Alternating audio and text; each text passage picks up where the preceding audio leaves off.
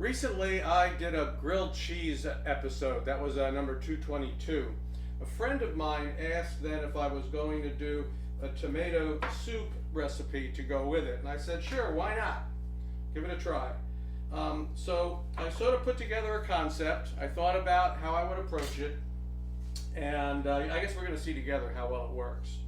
So first, I've got the tomatoes. I'm going to do some tomato roasting. So I have a pound of Roma tomatoes, and I have 2 pounds here of heirloom tomatoes.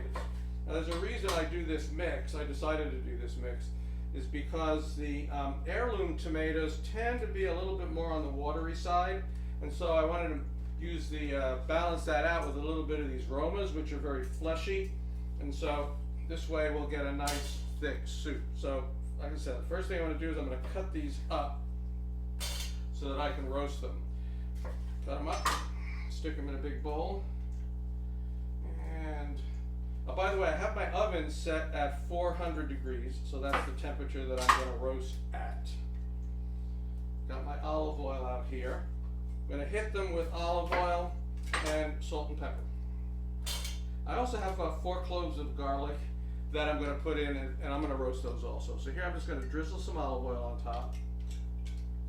We'll toss them around. So, put them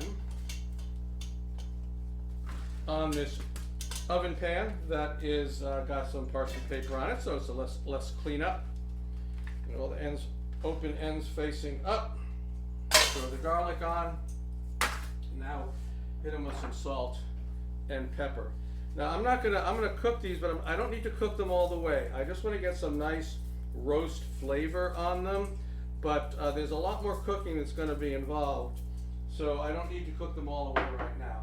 Got my little battery powered pepper grinder here.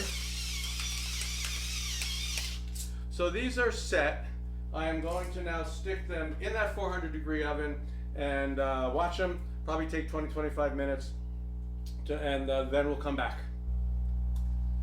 All right, so the roasting is done. They're, like I said, they're not cooked all the way. That's fine. I got them started. I got a little roasty flavor on them. I'm going to stick them now into a soup pot here. Now, normally, what a lot of people would do is pretty typical. They would kind of saute up some, or sweat some aromatics like celery, maybe some carrots, some onion. So I'm going to save a little work, save a step here. And what I'm going to do to get that same effect is I'm going to use some broth, some vegetable broth that I got from the supermarket. Here it is. It's just a low sodium vegetable broth in order to have that same effect. And so I'm going to probably put about, I think that's about a cup. That should be enough. And then I have some other things to add just to amp up certain flavors.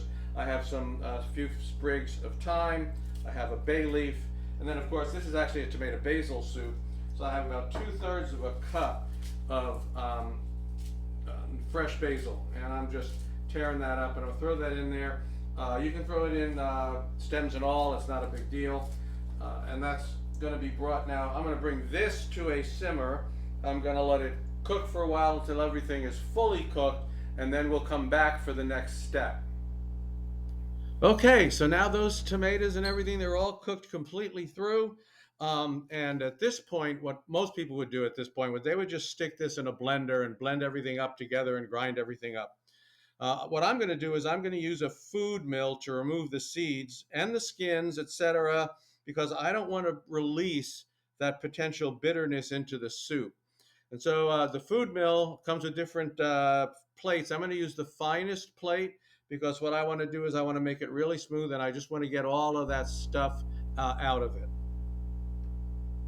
Okay, so everything's been passed through the food mill, and it's nice and smooth and everything. So now it's time for me to bring out my secret weapon, the smoking gun. I'm going to add a little smoke flavor to this by just sticking this in the liquid, right, and firing it up, and you can see what happens, right? I'm actually blowing smoke through the liquid here. This is cherry smoke. I'm going to let this run for a couple of minutes to add a little smokiness to the soup, and then we'll be back. Okay, I finished with the smoke, so it's time for the final touch. I brought it back to a simmer, and what I did was I added about a 1/4 cup of heavy cream to make it even smoother and creamier. And I got this slightly lighter color. Still looks like a beautiful, smooth and creamy tomato soup. So now we're going to take the last break and we will be back to taste. Okay. All right, so it's all done and it's beautiful and it's creamy. Now what I did, by the way, is I did add about another 1/4 cup of cream and the salt. The only salt it had was at the very beginning when I salted the tomatoes, so I had to check for that. And you just never know how acidic the tomatoes are going to be, so you may have to add some cream. That's why I ended up adding some cream. So I'd still say start with a 1/4 cup and then figure it out later. Well, let's give it a taste. Can we give it a taste? Yes. Okay, it's creamy, a little smoky. What do you want? Also, it's really tomatoey.